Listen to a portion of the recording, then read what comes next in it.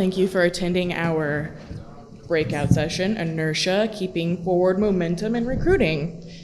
We're going to go kind of down the line here and introduce our panelists, and then we're going to have some kind of round robin questions. And then we're going to kind of open it up to everybody to kind of throw the questions at them. Not intimidating, but you know.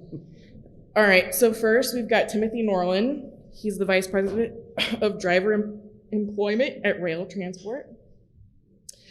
And then we have Andrea Mueller. She's the Media and Onboarding Manager at Prime. We have Melissa Nishan. She's the Vice President of Driver Recruiting at Epes Transport. And we have Greg Iverson, the Director of Recruiting at Koch. All right, so first question, Tim, here we go. What do you think is the most predominant issue in retention? I don't think it's a hard one. I think you talk to drivers, it's all about respect. You know, they want to be respected not only by the people that they work for and work with, but by the customers. In fact, we were sitting at our table and CDL, Darren Williams at CDL Jobs popped that post. I don't know if any of you have seen it before. It's a sign that's at a receiving office at a big distribution center in the Kansas City area. And it says, if you're late, you'll wait. I don't care about your problems. It just goes into a diatribe. And that you got to remember, that's the kind of people that drivers are dealing with. And that creates turnover. So the big thing with retention is just making sure that you appreciate the drivers for what they do. And that's not, well, I give them a hat, we buy them a burger on driver appreciation. That's every single day. Every time I see a driver, I ask them where they're from, how long they've been with Roehl, and then I thank them. Something as simple as that when you see a driver can really pay off dividends in turnover, you know, that's or in retention. And that's something that we've really focused on this past year and a half through the pandemic. Our turnovers, or retention rate, excuse me. I like to talk about retention, not turnover, but our retention's never been better at Roehl. It's far below the industry average rates right now, and we're very, very happy about that. And we want to keep that going. And thank God it is, because it's made my job easier. I don't have to recruit as many drivers when we retain the ones that we hire. Great, thanks. Andrea, what can be done to ensure that companies are able to fulfill all of the promises made during the recruitment process? Oh my gosh. Good morning. Good afternoon. So we partner with Stay Metrics. I'm sure a lot of you guys have heard of them. That's a way for us to check where we're falling short, and that's been really helpful. We've partnered with them for several years. And another way is just to ask them, where are we falling short? Get on social media groups. Our company has a ton that are ran by drivers, not by us. And so I'll just go in there and ask them questions, and then look to see what they're posting and complaining about, and find if there's, you know, something that you missed on the recruiting side, or orientation or training. I get a lot of my ideas, or our ideas for improvement, just by stalking our drivers online. And instead of getting mad about them complaining, I just try to flip it and see, okay, where can I make this better? Because usually they're not asking for not all the time asking for more money. It's usually just like, oh, I'm frustrated because I don't know the hours of this shop, or I don't know how to get a hold of this person. And it's easy fixes that we just need to communicate better is usually the number one issue. But yeah, I ask them questions, and then we have an open terminal. So I like to just go up to drivers and ask them, what can we do to make things better? If you have an hour or two, that's a great plan. But just be willing to listen and then figure out a solution, and then tell them that you created a solution. The biggest thing is to let them know, hey, we're fixing these small things, because they're not really going to notice unless you tell them that you're listening and making things better. Awesome, thank you. Melissa, what would you say is the average cost to a company every time a driver leaves? I think this differs for every company. Depending on how that company operates, there's a standard or a industry number that's thrown out quite often, $5,000 to $8,000. For us specifically, it's usually in the 6,000 range, and currently right now it's probably higher than that, because to try to fill a truck or a position that somebody leaves at is taking much longer than it did in the past.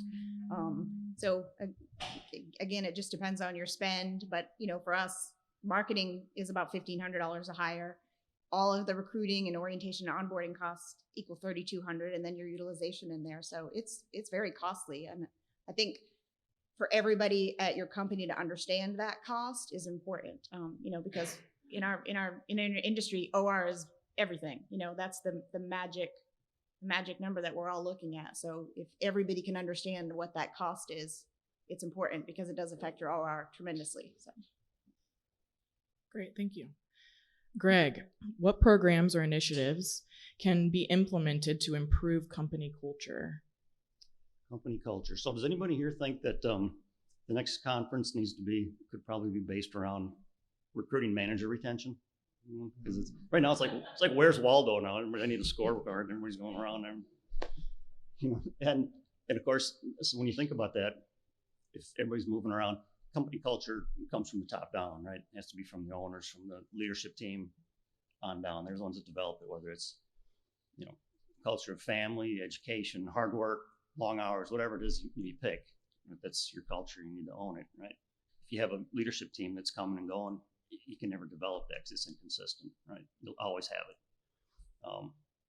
What we did, and we've always had, we're kind of fragmented. We're in different offices, so it's hard to keep everybody in one place and develop that culture. It's always been pretty solid. But a few years ago, what we did was we decided to get all the leadership team, and we spend time with all the other departments and listen to everybody and how they're talking to the drivers and how they're talking internally. And you could hear a different conversation, right? When you talk to the drivers, it's a lot of the time it was them or those drivers, or they're on the same team, right? We're all together, but you had a different conversation. So we tried to break that down by developing our culture. And what we do now is, and I can tell you, we were at 3 years ago, we were at about 95% turnover. We're about 700 trucks. A lot of our stuff is specialized. It's harder work and unique stuff, but we started bringing a lot of the drivers in and spending time with fleet manager, road service, recruiting, whatever they wanted to do. We'd spend a day with them. And we did the same with the office employees because we wanted to ensure that as a leadership team, we developed that message. We wanted to make sure everybody's saying the same thing. And now that all the drivers came in and everybody's shared time together, I know for a fact that if someone comes in, one of you guys come in, step into my road service department, my maintenance department, you're gonna get the same message as if you're talking to me. It's really consistent. Our turnover is down. We gained about 150 trucks this last year. Our turnover is down to about 48%. I think because of a lot of that, the culture that you change. Great, thanks. Tim, what can your recruiters do to make sure that they are connecting with drivers in a meaningful way to help conversions? Short answer, listen. We've spent a lot of time working with our recruiters over the past couple of years. And one thing I've done at Roehl is Roehl's always been for lack of a better word, a starter company for a lot of drivers. We have our own CDL training program, but really didn't focus on experienced drivers until I joined the organization 4 years ago. So taking recruiters that were very process oriented, very deliberative in steps to bring somebody on board, which works for students, doesn't work for experienced drivers. And what we found is when an experienced driver would call in, the recruiter would immediately go into sales mode, wouldn't listen to the driver, just started spieling what Roehl had to offer.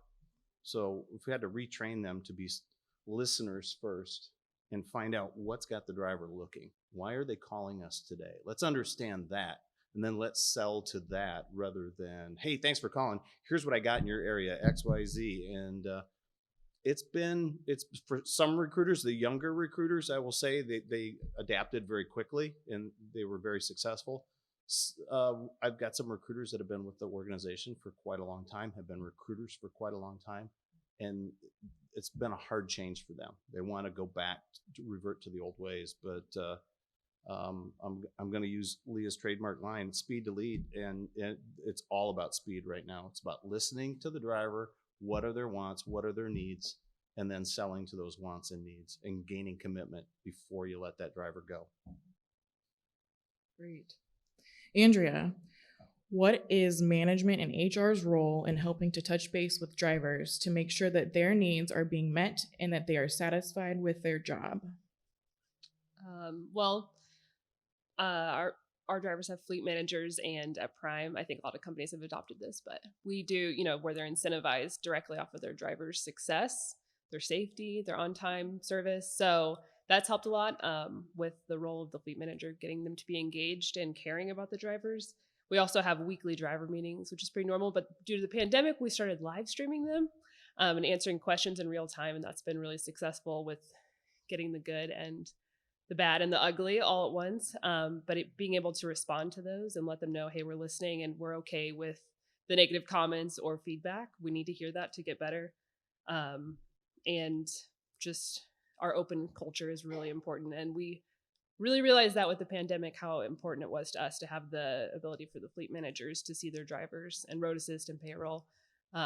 We missed out on a lot over the last year, but it's exciting to see it get back to normal and see that connection with the drivers because it just means so much to them. You can't separate your office from your drivers because you'll never hear the good, the bad, and the ugly. It's really, really important. Awesome.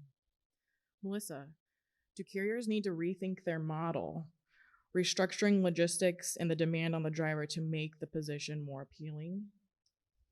Yeah, hopefully we've all been doing that in the last several years because the market's changed considerably. So, many carriers, the over the road or long haul and being out longer time has changed drastically again over the last three to 5 years.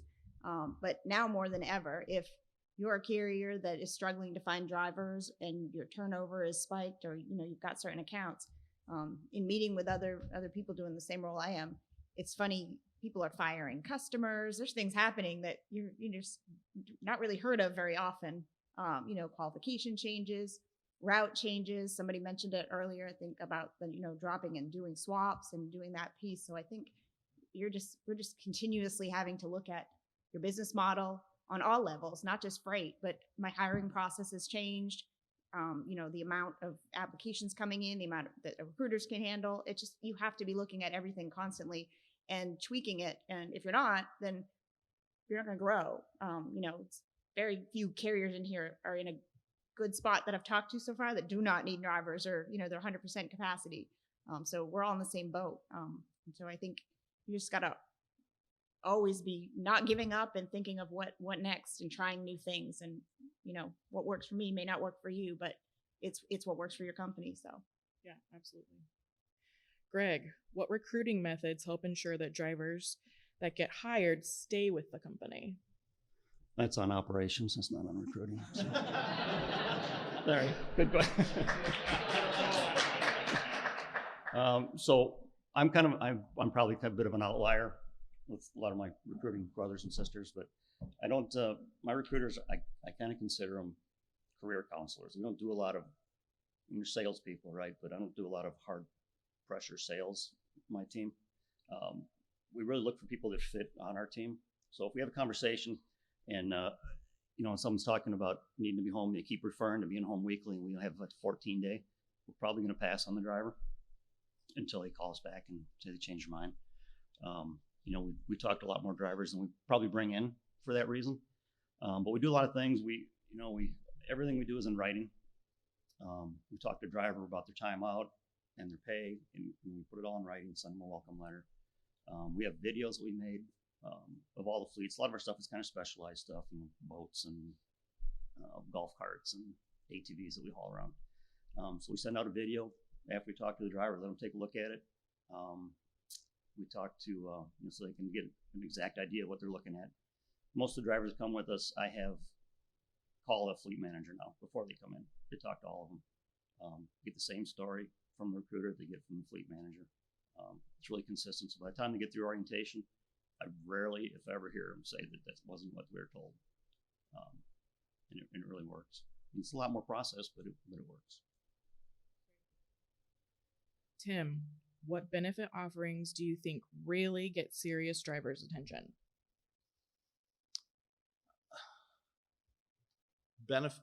Benefits? Well, everybody's got about the same benefits that we really do. I mean, everybody's got health, dental, life, disability, 401k, etc. We try to differentiate a little bit. Our 401k is a profit sharing program rather than an employer match. Drivers, we've had to explain to drivers how that works and how they can actually earn more money into their retirement account through that process. But I think the big benefit is is home time. If a carrier can rethink how they do things and get drivers home more often, because that's quite frankly, I mean, what happens when your recruiter says, "Hey, what's got you looking? What do you need?" "Oh, I need to be home every day and I need to make $100,000 a year," right? I mean, that's what we hear all the time. "I need a local job, need a local." So we challenged our operations team to help us build more home daily positions. We actually have regional fleets now where the drivers are running almost hub and spoke and meeting up with other drivers and swapping loads, but they get to go home every day.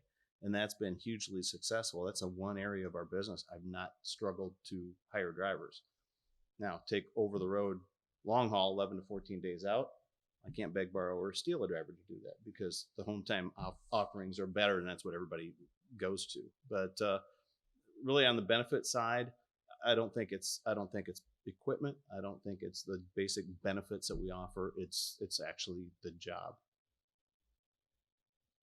Andrea, what do you wish your vendors understood about the challenges that you're facing with recruiting and retention? I think getting help, like they talked about earlier, is that we're having to rethink our strategies. And I wish more vendors would come to the table with new ideas because we don't have all the ideas when we're living inside of our own companies. I have very few vendors that ever offer something like new and fresh. It's usually just fill out this form and then we'll get some jobs posted. And I want to hear new ideas that we can integrate into our strategy. Or questions about, hey, why do you do it this way? Or why is it worded this way? Instead of just taking what we're providing and then spewing it out there. You know, it would be awesome if they would just try a little bit more. I'm willing to spend more money if you just give me something new to work with. Great. Melissa, would you say that your team has been able to feel a hit because of the rise in demand for local driving jobs with Amazon, Uber Eats, DoorDash, etc.? Yeah, I think in general, every carrier who isn't just set up as a dedicated specialized position has felt this. If you look at your fleets though, like my fleet, we have 1,500 drivers and 65% of them have been with us for a very long time. We know that those drivers are really not going anywhere and everybody's got that group of drivers. So, you know, it's the other 40% that are moving around. And so there are so many, not even just in the transportation industry, there's so many jobs out there. I mean, we see the news every day, the signs that are out there, and you're affected daily by just going to a store and something's not there that you used to buy because there's such a shortage of everyone needing help right now. So I think in general, yeah, we're feeling it tremendously. And I think it's going to be a while before it changes.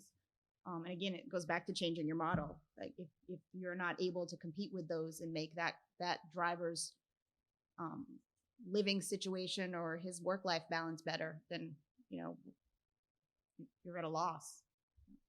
Yep. Greg, can you explain from your experience the importance of accurately articulating the positions that you're advertising for and crafting solid calls to action? So my goal is always to, for all of our jobs, I probably have, we have like 18 different fleets that we hire for. And it's clearly and accurately communicate the open roles so the drivers know exactly what they're getting into before they even call us. It's important to me, and it changes the conversation with the recruiter. They know exactly what they're getting into. I see a lot of the ads out there, that makes it sound like something that smells roses and unicorns. Best family-oriented company around. We all use that in the day, but we just make sure it's really clear what they're getting into. And of course the call to action. Remember, we used to put those big starbursts on everything, sunburst thing. And you have to, because I still see a lot of websites where the driver's looking at it and you still have to find it up in the corner, kick the little link, and drop down and search around. I started my career as a driver. Maybe that's the problem, or maybe my wife says other reasons why I have a 15-second attention span. But it's you have to make it prominent, right? You have to, because people aren't going to spend that much time. You have to get their attention. Apply now, apply here, whatever you want to call it. But that's how we do it. And everything we do is just painstakingly do the details for the ads. Tim, what are your insights into benefits that can help retain younger drivers? So a lot of the folks that we get that go through our CDL training program are younger folks that have come out of food service, warehouse work, etc. And it was mentioned earlier, they don't want to stay out away from home for weeks at a time. So building a career path for them so they can see, hey, come on board, earn your CDL, go out with a trainer, see a little bit of the country, and then you can come back and you can be on a regional fleet or a dedicated fleet. You can be home every day if you want to be home. Oh, and then after you do that for a while, you can become a driver trainer for the company and train the next generation of drivers. And after that, after you've done that for a while, for a couple of years, there's an opportunity for you to become a CDL instructor in our training program. Or come into the office. A number of the folks that we have in the office in our operations team actually were drivers, so they understand drivers. That's kind of been a double-edged sword. Got to be careful because sometimes they bring some bad habits or how they were treated by a dispatcher in the past.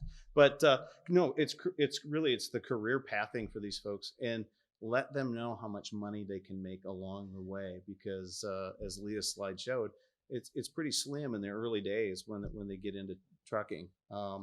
It's up to all of us to raise wages. Quite frankly, I think drivers deserve to make six figures a year based on the job that they do. I mean, how many of us would like to work 14 hours a day and be away from home for 11 to 14 days at a time? I think there's probably not a person in this room that would want to do that, but we expect them to do it and be happy making $65,000 a year. So we've got to do that, but that in turn means we've got to get increased rates from our customers so that we can fund that. And that's where the challenge is. We can't pass that cost off quite so easily. But no, back to the question, career path, and make sure they understand that career path, they can see that career path. Absolutely. Andrea, what are your concerns about the graying driver population? I like that verbiage. My dad's a graying driver, so he's almost done himself. He's looking forward to retirement. But my biggest fear with that is that I feel like the new generations that are coming in are less likely to stay in the industry like my father has his whole life. I don't think they see it as a long-term career. So I think our biggest issue is going to be convincing them to stay in the industry. I think somebody brought it up earlier, but we are seeing a lot of people that are not leaving us and going somewhere else, or just leaving the industry altogether. So I think that's what we have to face, is that that's not magically going to go away. We need to find some way to make this a reason, like to stick with them, or like you said, career path. And hey, you could become a fleet owner, you can break off from us, but you still need to stay in the it's great to stay in the industry. Just brainwash them, basically, is how you figure that out. Yeah.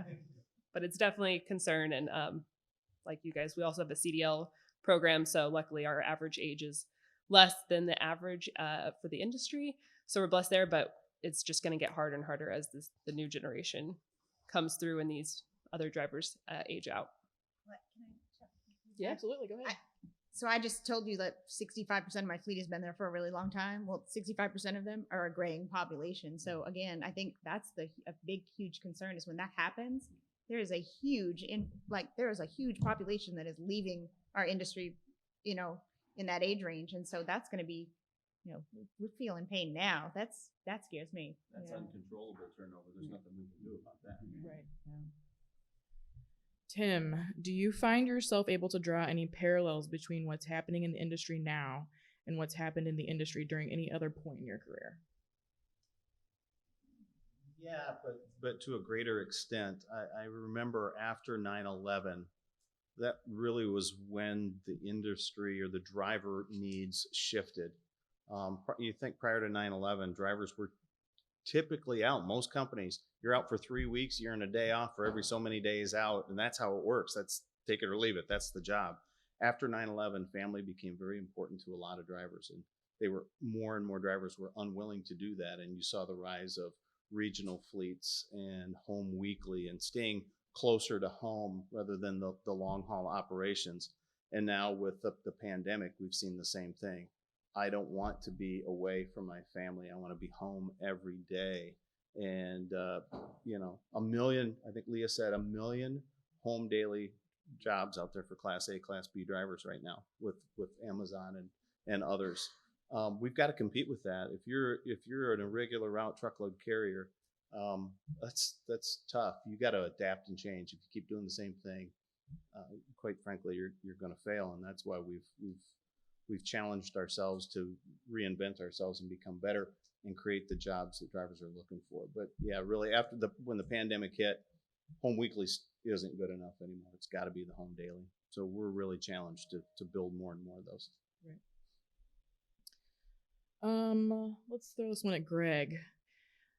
What areas are you finding that you need the most support with in regards to recruiting? This could be support from internal or external entities. Mostly internal.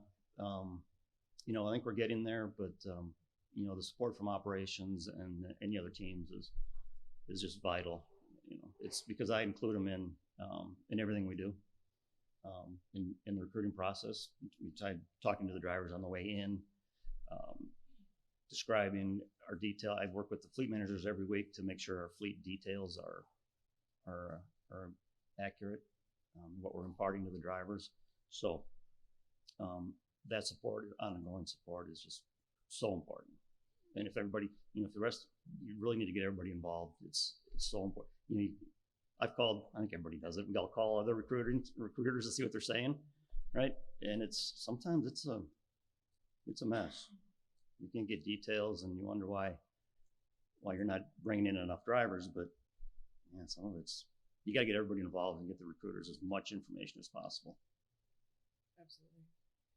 Melissa, would you say that it's fair that retention is the key to more than survival? Like, is it the key to thriving?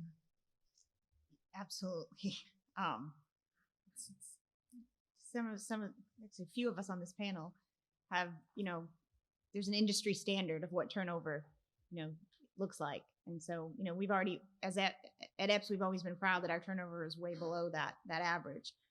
But right now in this market, that's too much. And so trying to give that message to, leadership, do we have a retention issue if our turnover is that much better? And I'm like, no, we do right now, because if we could just keep 2 drivers a week, that's 100 drivers in a year. I mean, it adds up very fast. And in my world, that I would have no positions left to fill if that was the case. So we have initiated quite a few different, retention teams back up, a call center, making sure people are doing more interviews before they're leaving, and even kind of having a driver that's on the bubble or a warning sign. We're trying to figure out a better way to manage that, and train managers on the front end, how to identify that early and how to handle it early.